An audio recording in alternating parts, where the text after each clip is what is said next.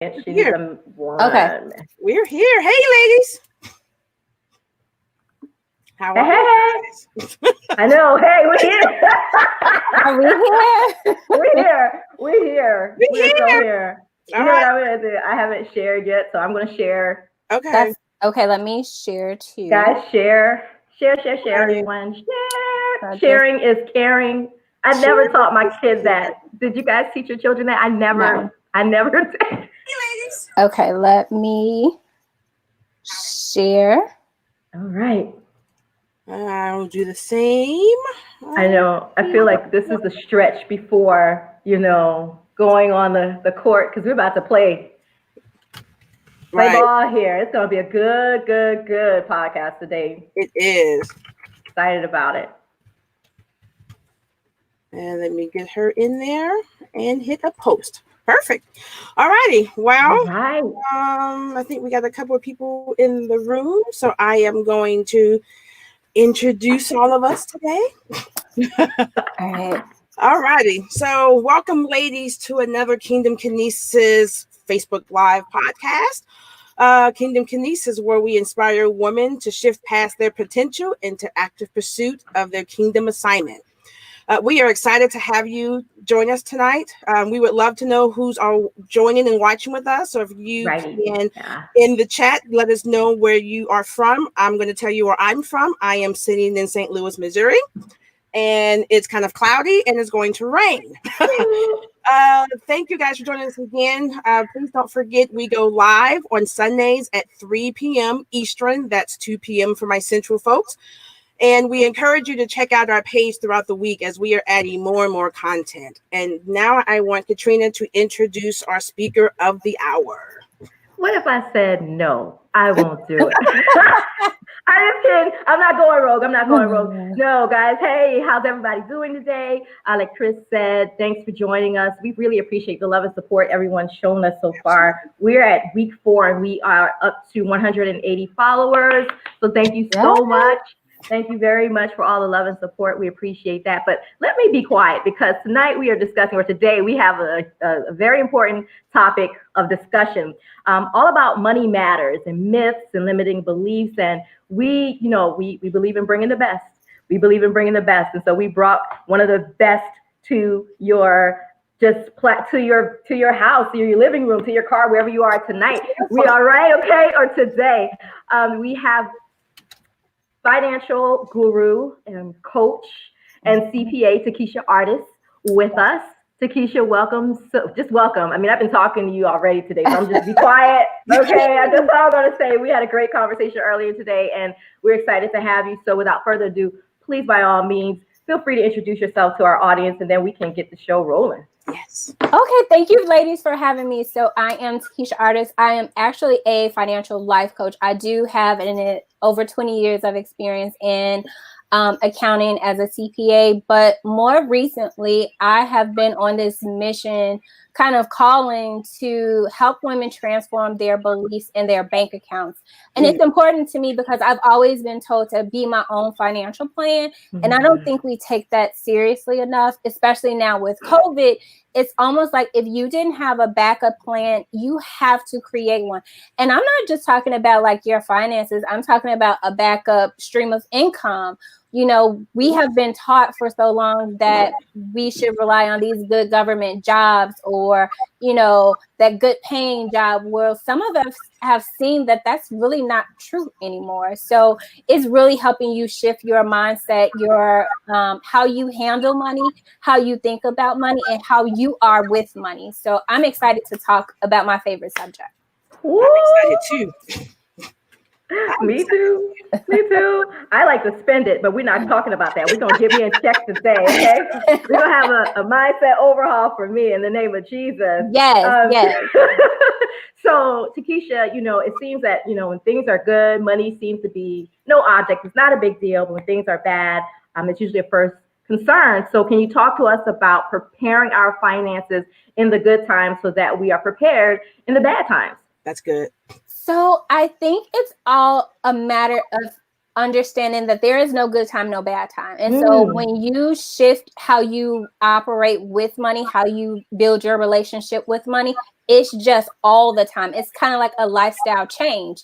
And so if there is a bad time, you don't really notice it because you've been operating the same throughout. So a lot of my clients, we aren't really affected by it because it's a way of life now. And so if you haven't prepared for this, I think the first thing that you have to do is understand that you have to change how you think about money. And this is what I mean by it. Money is just a tool. It's not good. It's not bad. It is a form of currency. And so to have that form of currency in the bad, when you need it, you have to save or put something aside when times are good. And so the problem is when it's bad, that's all we focus on. I don't have enough. And what that brings, more worry, more doubt, more fears, more scarcity.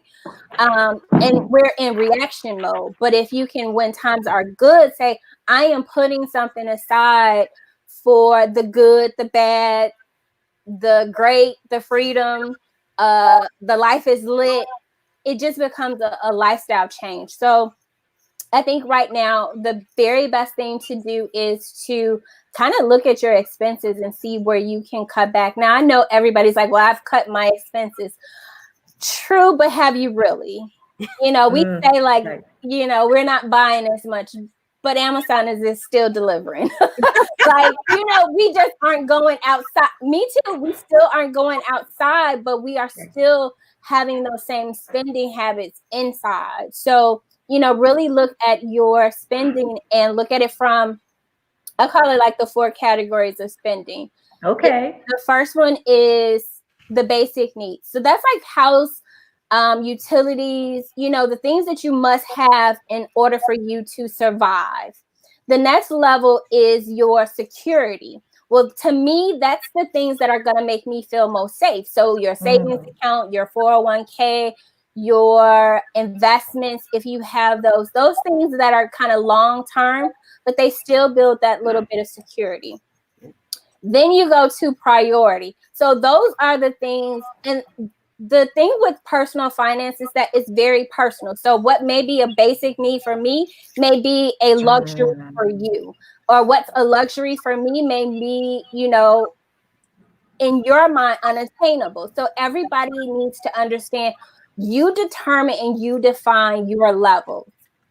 So your priority levels are the things that you have to have, but if you got rid of them, life will still go on. You know, your quality of life it may go down a little bit, but you're still good. And I gave this example the other day. The internet is basic in my house. Cable we can get rid of, but the internet is a basic need here. So other people may be like, well, I can get rid of all of that. So that's what I say when I mean, you know, it just, you define what those are. And then the last level is luxury. And that means different things to different people. It could be fine dining. It could be vacations. You determine. The problem is that when our income reduces, we still buy priority and luxury items because we're used to it. And so when times are hard, you want to go to the top and start cutting down. Get rid of the luxury. Right. Then look at what priority things you can cut back on until, you know, this is over with. And then say security needs to stay the same, but what I was spending on those, you put that then into your security. So what you were spending on luxury, you now, or, you know, some priority things, you fund your security. And then your basic needs are always covered. That's good. That's good. I think it's interesting that you said, you know, it's about a mindset of preparedness over time, planning over time. And we're reminded to do that constantly when you go through scriptures. Actually, you know, I love the reference to the ant, and it says, you know, be like that ant that's always, you know, or is it the grasshopper? I think it's the ant. somebody, if you're watching and you know which insect the scriptures reference, if it's the ant or the grasshopper, which one collects over time to make sure that it has the stores that it needs. But that is true. I think for me personally, I could say I never, until now, the COVID shift took place, and we talked about that earlier. Until now, I never really prepared. I always found myself like on this hamster wheel trying to keep up, and I was being very reactive versus proactive, because I think I just didn't have the bandwidth to sit down and deal with my finances. And I know we're going to cover that a little bit later, but you make some great points around that. Thank you so much. Absolutely. And I think COVID, although it is a very uncertain time, I think this is a great time for people who needed to rest, and those people who needed to kind of get that rebirth to come out restarted, refreshed, renewed, whatever. This is a great time for those dreams that have kind of been pushed aside to get birthed again. Yes. And so, you know, I say like you can have the luxury of being quiet if you needed that, or taking that time for yourself to be with family, whatever you needed. But now it's time to get into action, because I said when the outside opens, you need to be prepared again for the next shift. Like, this isn't the last kind of transformation shift that we're going to have. We're going to have another one when outside opens. So if we aren't prepared for that, we're going to kind of be pushed back again. And what happens if, just like every year when the flu season comes out, this thing comes back around in the wintertime? Like, what are we doing to prepare? So this to me was like a wake-up call. It allowed me to kind of take moments for myself and kind of relax. But then it allowed me to say, okay, where have I been playing small? Where have I been neglecting my finances? Where have I been neglecting my health? Where have I been not showing up for me? And kind of reshift everything and go full force. COVID is giving a lot of people great opportunities to either push forward and kind of start new businesses, start taking their finances seriously. Right. Or it's going to allow you to kind of shift behind. One of the things that, you know, I talked about last year was, you know, they always predicted this recession. It was supposed to be third, fourth quarter. We talked about that. I remember that. Yep. But third, fourth quarter. And so one of the things I talked about last year was that, you know, with each recession, people get pushed behind. So middle class will be lower middle class, and upper middle class will be then middle class. And so to help protect you, kind of stay where you are, you're going to have to kind of get out of that debt, change your spending habits, change your mindset, and build your savings. Notice I didn't say investing in there. This economy is kind of all over the place. So there's not one good investment right now, to be honest. Like, real estate people are like, okay, invest in real estate, but it's all good until your tenants aren't paying you. Right. You know? That's true. You mentioned, were you about to say something? Because I don't want to cut you off, because I wanted to ask you about the stat you shared with me before about either regressing, and I was shocked. So I don't know where I read it, and I tried to go research it. I am one of those people, like, if I see something, I want to go back and kind of research it just to make sure that I'm giving, good information. And I don't know where I read it at, but it said that in this, after we come out of COVID, if you aren't mentally and financially prepared, you're going to be pushed 5 years behind. But those who are prepared will be pushed 5 years ahead, which makes sense because they say so many millionaires are made in recessions. Well, it's true because we're prepared. I'm saying we, because, I'm going to be that millionaire. We're prepared.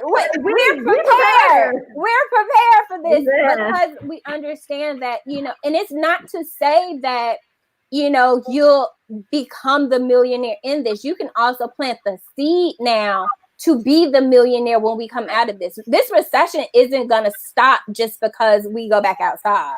Like, it's going to trickle for a couple more months.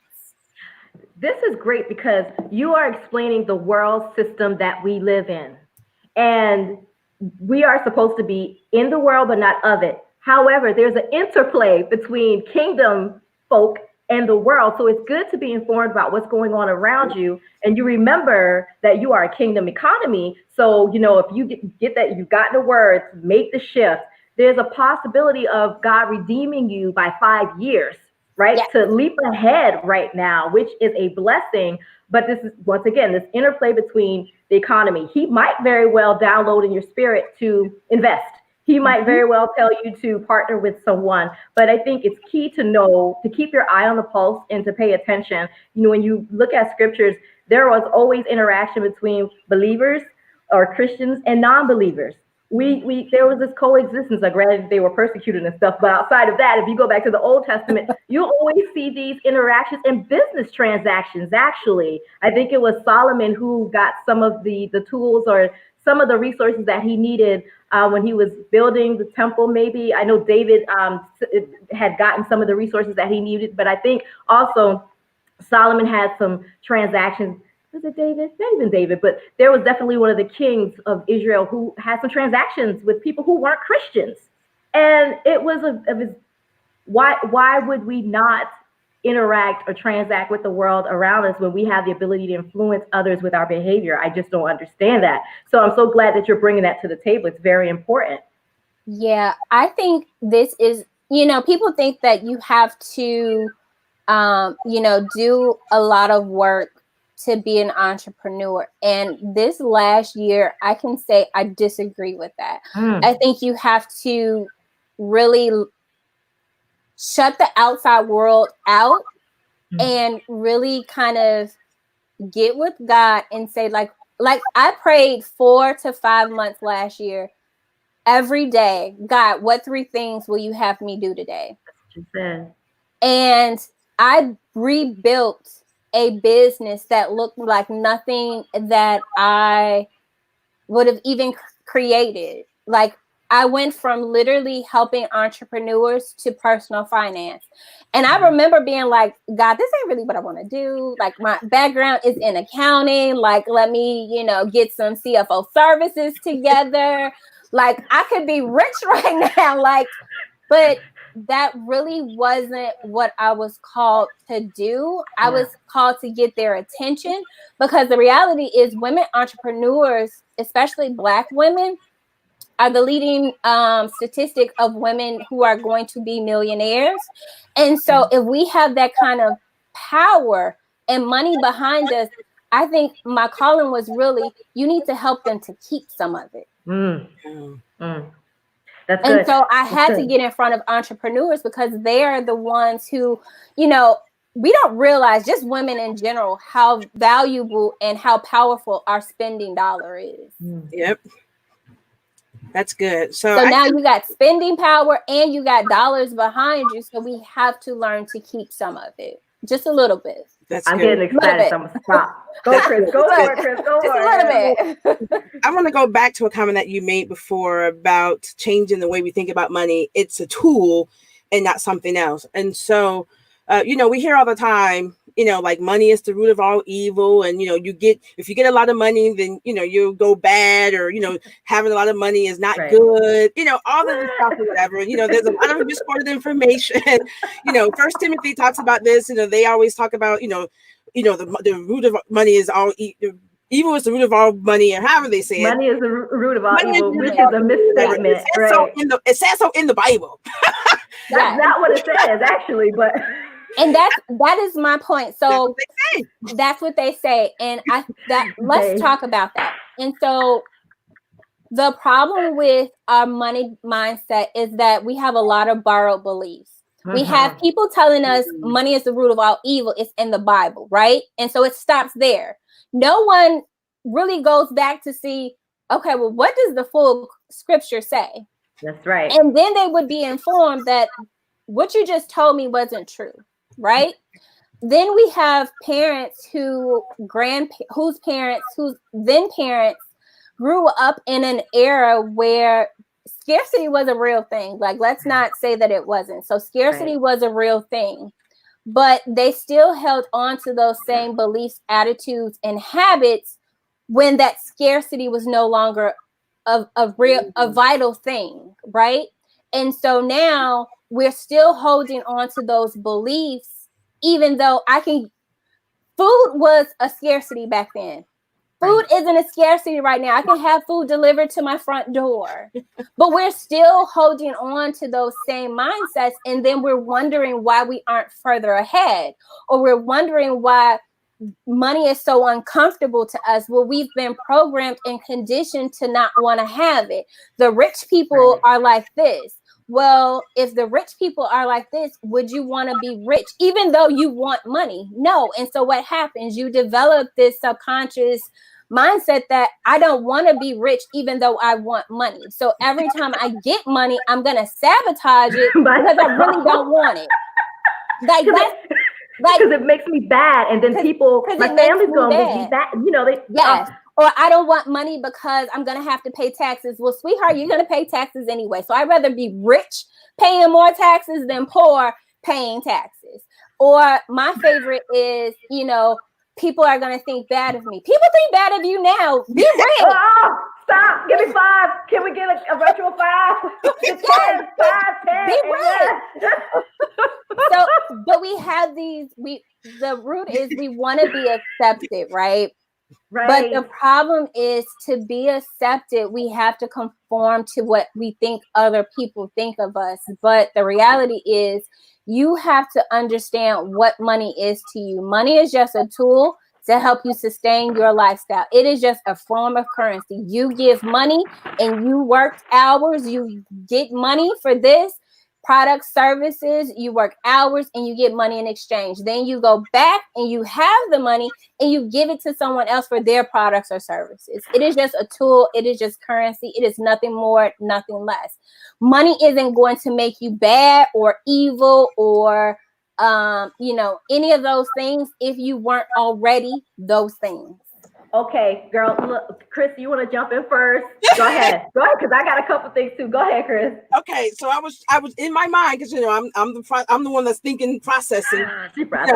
When you have money, people are always thinking, okay, well, if I have a lot of money, then the people around me not going to want to hang out with me anymore, or I'm afraid that I'm going to start to be snobbish. But if that's already in your spirit, it's going to come out. It just manifests, right? It just manifests. It's like detoxing. When you detox, you're just like, wait a second, why do I feel so bad? It's because all this stuff is inside of you that you don't realize it is coming out in your muscles. Yes. And you begin to feel it physiologically. Yes. So come on, that's a heart matter and a heart overhaul that you need to go back to get back to your identity in Christ. That's what that is, because the scripture says the love of money. The love of anything other than Christ himself. Yes. Is idolatry. And you are warned not to idolize money. You find yourself doing some bad things when you begin to idolize money, okay? Yeah.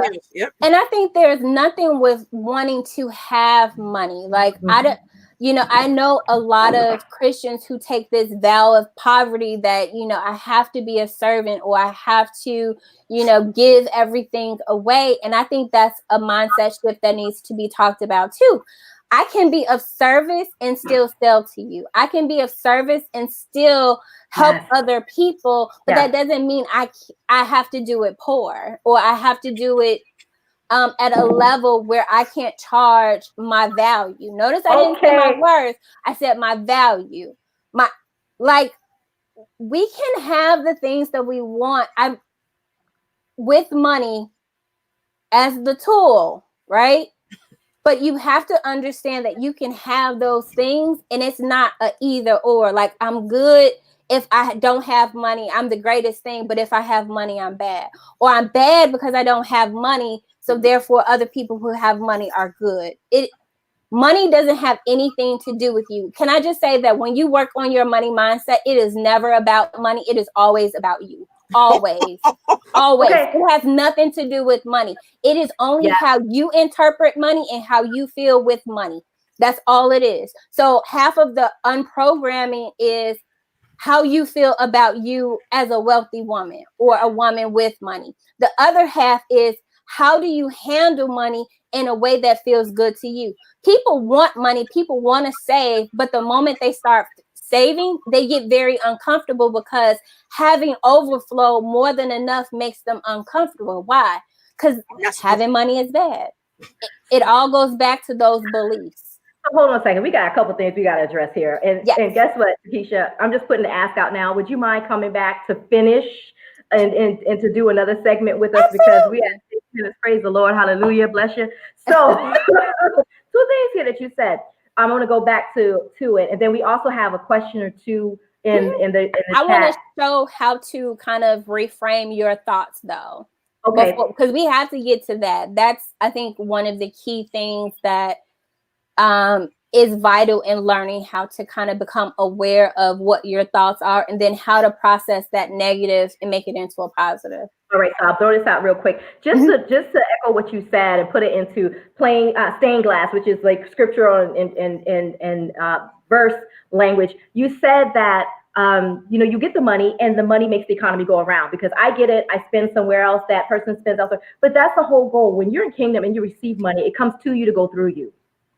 It is not about holding on to it and hoarding it. There is more. Our Father owns the cattle on 1,000 hills. There's more than enough of where it came from. Yeah. Okay.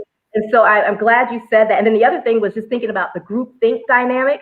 Group think, when you will go along with people, even though you shouldn't, and it ends up being disastrous, which is, group think is a psychological phenomena, but it's very important that you align yourself. Will partner with yourself, get your mindset straight, but also partner with the right community, okay? Yeah. Eagles don't hang out with hens, because hens can't even fly that high. Chickens cannot fly but so high. Eagles, they soar. So you have to choose, wisely who you align yourself with. And if you need help and instruction about that, just read the book of Proverbs. Okay, go ahead. So I think if you are, and this goes with any thought, belief, we talk ourselves out of more profitable things than we probably actually put out into the world. But if you have these negative thoughts, and I understand that sometimes we don't know that they're negative, we don't know that they're limiting, but if you have this desire, let's just say that, this desire to live in a better house, to operate in a different way, to view yourself in a different way, you hold that vision. And when those thoughts come up that kind of contradict that vision, you talk those doubts down. And how do you do that? You say, is this true? If it's not true, what's the new belief that I want to have? And then you get new experience behind it. Have I seen someone else do this? Have I seen someone else successful at this? Who do I admire who does this? But what if you have the thought, the belief that is true? And when you say, is this true? And you're like, yeah, it is true. What's the new narrative I want to give it? Yes. What's the new narrative I want to give it? And then from there, what's that experience? How can I change that experience? A lot of times we think we have to do a lot of like soul searching and get into the root of things. No, you can simply decide that I'm not going to think like this. I'm not going to operate like this. I'm not going to show up like this, and decide to just change it. Like, that's how powerful our minds are. Like, have you ever heard of like the women who are like, they had all of the symptoms of being pregnant, but they were never pregnant? That's how powerful our mind is. We can create, be, do, have whatever it is that we like. And I think like, if you are really serious, go on a 7-day journey to say, okay, God, what are we going to co-create together in 7 days, and really listen to what he says and not be scared to do the things that he says, even if they don't make sense, because they won't make sense. They won't. Because he's giving you pieces and we want the full plan. We want the whole plate. Scriptures talk about prophesying in part. Everybody gets a part, but you're not going to get the whole. And that's what I love about God. He's so mysterious, but it's charming. Yes. And we're like, I need to know the whole plan. I need to know that this is going to work. But he's like, just do the one thing that I told you. Amen. Like, Can you do that? Can you do that part? Yeah. See, first of all, you already told us to cast down every imagination that exalts itself above God. So you have to have the knowledge of the word of God, understanding what he's already told you about your identity, your inheritance, what you can have, and who you are. And when those lies come up, you have to choose, which God is so sweet that he gives you the ability to choose every time, whether or not you're going to listen to that or redirect to build, that new identity. And that's, training the mind and neuroplasticity, but we'll talk about that at another podcast. Okay. All right. That's some good stuff right there. But we're down to our last minute. How many questions do we have? I see one in there. One at least. Yeah. You want to, let's bring that one in. So this is please. She says, outside of Roth IRAs, traditional IRAs, and 503Bs, where should we be placing our money in the security level? That's good. So I think, like I said, it's all about, what is comfortable for you. Security to me, I'm a single mom. So security to me, outside of the 401ks is my savings account. Why? Because that's what makes me secure.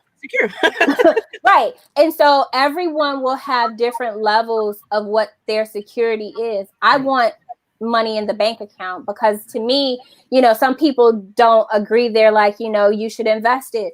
Well, this COVID economy told me that, I can lose money in my investments, which I did. Yeah. Real estate isn't as foolproof because people aren't paying, which they aren't. So, good old hard cash is still a great thing. So I want money in the bank account because that also allows me the opportunity and the freedom to do what I want. That's awesome. And we are out of time. That's just to be honest. we are out of time. But I like what you said, because when I redid my vision for the next 5 years, I realized through more research, spending time with God, I don't usually take traditional routes to investing. So 401k, things of that nature. But we had a discussion about what investing looks like for Katrina, where my dollars need to go. And I've been doing what he's told me to do, investing, how he's put, and the increase is coming. It's happening now. I'm like blown away. Yeah. It's crazy. So I think, like you said, know what's needed for you, and what security looks like for you. Trust that. And then I know if you have that relationship in prayer life, definitely seek answers from the Lord, because God might tell you, look, don't put your hope or trust in any of those things right now. Get out. Run. Run. I think and there is nothing wrong with diversifying at all. And I think people are led, the finance planner is going to tell you to invest in the economy and, in the stock market. The real estate guru is going to tell you to invest in real estate. But you have to kind of say, what is it that I need at this moment? And then find the person who can help you do those things. Yeah. But I think that's part of the problem. We don't trust that we know that we're going to make the right decision sometimes. Oh, we're going to cut right there. We're going to cut right there. We're going to cut right there. We're so sorry we're out of time. But you know what? We do have 3 giveaways, and we're not going to give them all away today because actually, you want to give them all away today, Chris? Takisha's going to come back, and we can give some more. 2 of them need to be given away Let's today. Give 2 away. 2 of them do, because the class is on Saturday. Yes, absolutely. And so Takisha actually has resources available for purchase, but Kingdom Kinesis is going to sponsor 2 of our guests, our audience members, our followers to receive one each of those resources. And then I'm gifting another one. So there's 3 things to give away. Yes. So, first of all, I think Nikki Moore Hawkins asked a very good question. So we definitely would like to gift her with one of those resources. Can you talk a little bit about both resources so they can choose which they'd like? Okay, so the first one is I am doing on Saturday the 9th at 11 o'clock in the morning a workshop. And the whole purpose behind the workshop is because I feel like COVID has gotten us into this state of, we may have been in our comfort zone before, Mm-hmm. and now we've been at home for 5-6 weeks. And so we're a little bit more comfortable now, but now is the time for us to kind of break out of that comfort zone and take action. Why? Because outside is going to be opening up soon. And so it's a hour-plus masterclass. We're going to talk about how to release some of your negative limiting beliefs. We're going to talk about how to redefine who you are, what areas of your life, whether it's spirituality or relationships, finances, that you need to work on in terms of what you want out of the next 90 days, and coming up with an action plan to do this. And we're going to have live coaching, hot seat, music. Is just an opportunity to kind of wake back up and build that community. Because it's time to literally get back to work. Even if you aren't working, it's time to physically, mentally, spiritually, financially wake back up, because outside is going to be open soon, and you want to be on the other side of coming out of this with some type of plan in the next 90 days versus just coaxing through it, period. And then the other one is 20 Keys to Mindset Mastery. So last year I spent about a couple $1,000s on really kind of working with a lot of coaches to help me kind of understand how to do this personal finance thing, how to do personal development. And so that was me kind of sharing some of my favorite techniques. So one of them is, building that spiritual practice back up, connecting back to God. What is your financial goals? What does the, new version of you look like? And kind of trusting your intuition again, and creating that I call it self-faith. Knowing that any decision that you make is the right decision at that time, even if it is the wrong, quote, lesson that you're going to take from that. So it's 20 of my favorite kind of practices, tools, affirmations. It also comes with a forgiveness meditation, because I think self-forgiveness is very much overlooked. And that's $20.20. I love it. And I love how you talk about the fact that you're going to cover failing forward. People think when you fail, you're supposed to go back and fail forward, and you learn and you just keep moving. So I love that. That's great. So we at Kingdom Kinesis, we have the 3 P's of partnership, partnering with God, partnering with self. And there's another partnership that we really discuss a lot. So first person that can put what that third partnership is in in the chat will be our winner for the second giveaway. What is the third P for our partnership here? Partnership principles at Kingdom Kinesis. So the first is partnering with God. We have partnering with self. And then the third one. Come on, ladies. Takers. So I just want to thank you, ladies, for having me on. I'm excited. This is good conversation. It is good conversation. This is like breakfast, lunch, and dinner. I'm like, this is some good stuff right here. I love it. I love it. So we have any takers? We need to change that question. We don't have any takers yet. We're gonna give them a little bit while. Maybe just give us something. Maybe 10, 9, 5, 4, 3. So it's partnership with community. So always partner with God, partner with self, and partner with community. But in terms of, what we believe in and the movement that we discuss, kingdom movement for kingdom women. If someone could type in the chat box what that means for them and how they've used some of the tools and resources that we provided for them, that'd be great. Just a quick snippet. Let's see who's up. Good. Because I'm about to gift myself, and I'll be there with you on Saturday. What time Saturday morning? 11 a.m. Central Standard Time. That's 12 my time. I've always wanted to do a workshop, but I am an introvert, so I would never want to plan it. I would never want to network with people. I would never want to do those things. So I'm like, I'm going to do it in the house where people can just come on and do my own version, my own way, and no rules. Just let's kind of wake up and take action. Awake in action. but it's called Selfish Saturday. So I used to have this thing where on Saturdays, that was the one day that moms or, you know, just women in general can say, this is the one day that I'm going to dedicate back to my self-care. And whatever that self-care was, whether it was, you know, reading a book, a glass of wine, going outside without the kids, like whatever that was your day that you would commit to doing something special for you, because we always take care of other people. So it was funny that, you know, it came back to me from last year. Chris, how we doing over there? No one's said anything yet. I think they're like, what's going on? What's going on? Yeah, I think they're coming to the end of it. Yeah, because we're like well over by 10 minutes, by 9 minutes at this point in time. So this is what I think we should do. Chris, you got any ideas before I start yapping my big mouth? Yeah, we can just post it in the chat, give people a few minutes to think about, give them a question, think about it, let them come in. Or do something like why they want it. Why do they want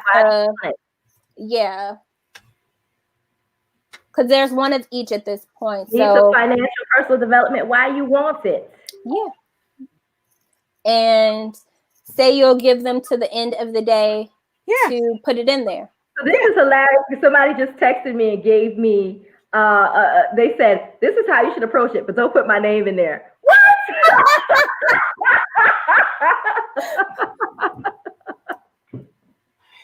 So that person who texted me, thank you for texting me.